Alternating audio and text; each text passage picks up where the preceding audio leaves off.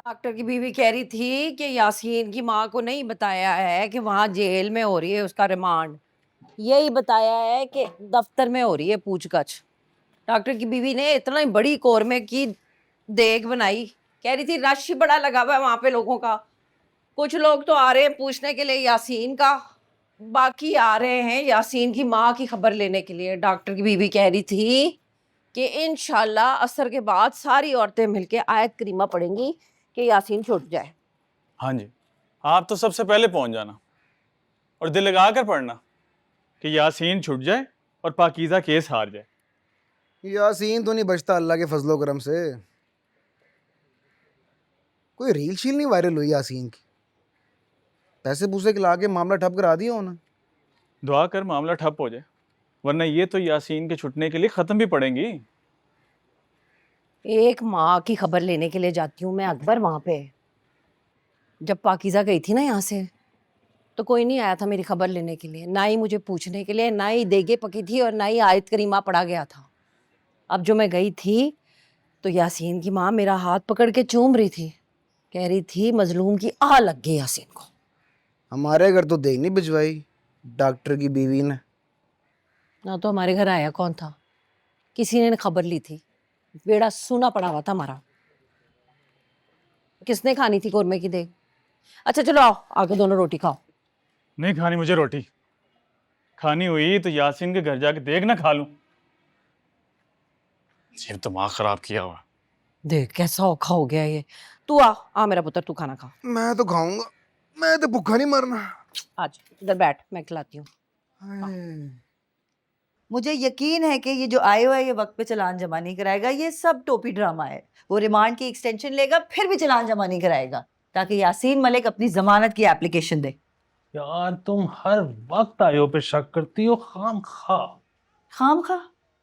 टूटी कमर के बावजूद ठीक आदमी है और अरेस्ट उसी ने किया है ना। तुम्हारा तो ख्याल था कार्रवाई नहीं शुरू करेगा।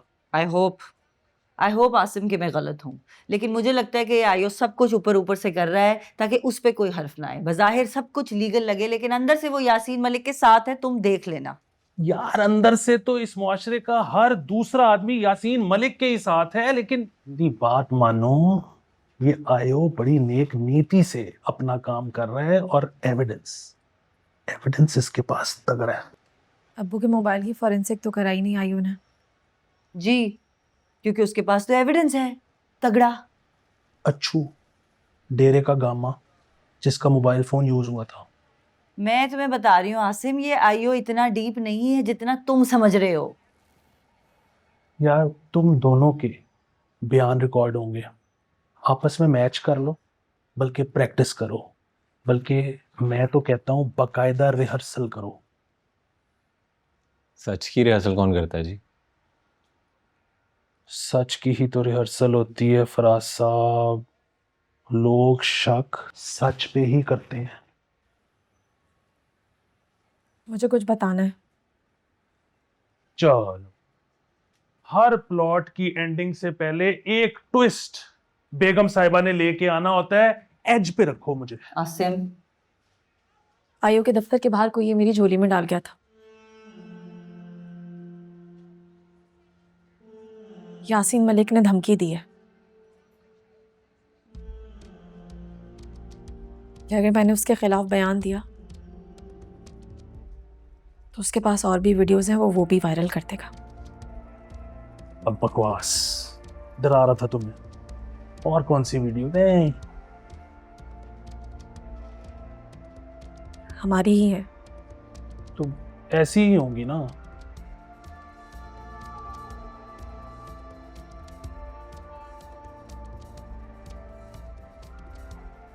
ऐसी ही वीडियोस है ना पाकीज़ा?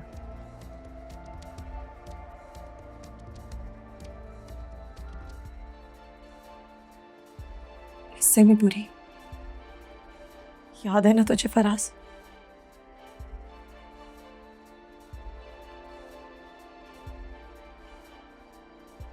उसने कहा था कि मैं ये वीडियो अभी वायरल कर दूंगा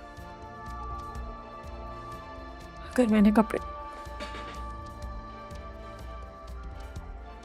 बेगैरत आदमी है वो, बेगैरत आदमी है। तो हमें ये पहले क्यों नहीं बताया? तुमने हमें पहले क्यों नहीं बताया कि उसके पास और भी वीडियोस हैं और कह रहा था कपड़े। I will not spare this man.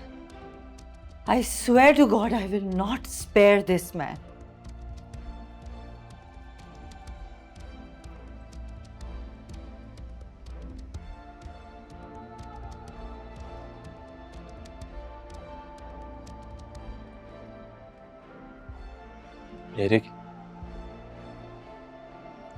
मेरे लिए किया था ना तूने वो सब।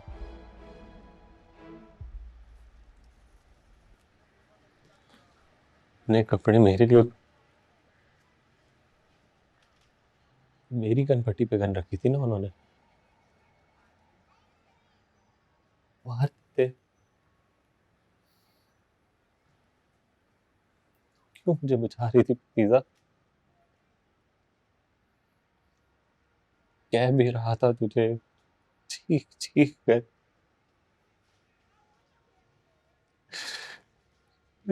ना कर पाकिज़ा, ना कर, मर जाने दे मुझे।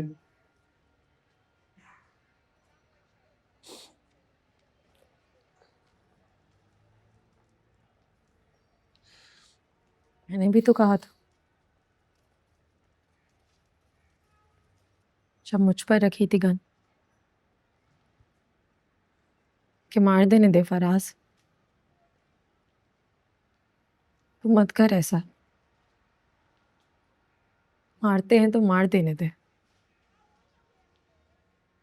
उनकी बात मत मान। अपने कपड़े कहा था ना मैंने भी।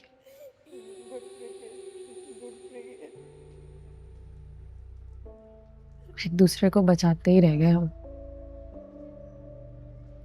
बचा फिर भी नहीं कुछ।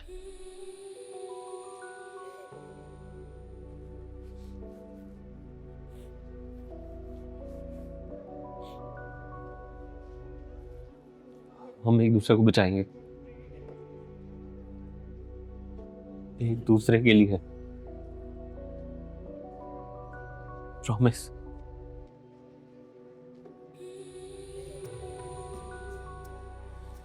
प्रॉमिस।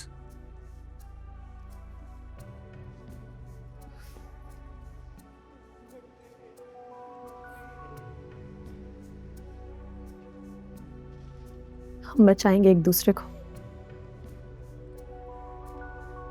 प्रॉमिस।